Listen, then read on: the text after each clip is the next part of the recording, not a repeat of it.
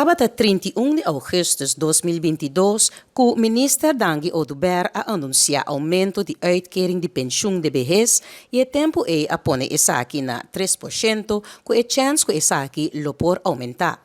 Minister Oduber está contento de anunciar que isaki a queda aumentar aún mais na 5%. Com o aumento aqui de 5%, pensionado ng kutapareha ng kasa lohay aumento de 98 florin pa luna, equivalente na 1,023 florin pa luna pa persona.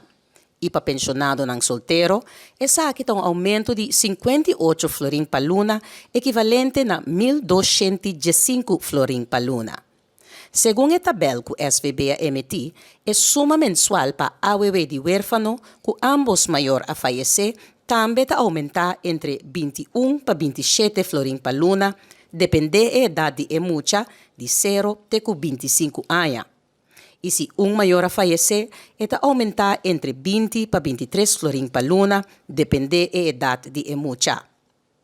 O aumento de suma mensual de AWW de viudo está entre 27 para 58 florin, dependendo da idade de persona de entre 40 para 64 anos e meio, com a idade nova de pensão entrante promédio de januário 2023.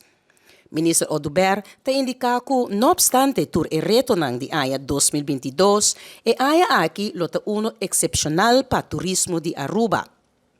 A recuperação rápido está bem bom e está dando na ESAKI governo por aumentar a uitkering de pensão de vejez e AWW.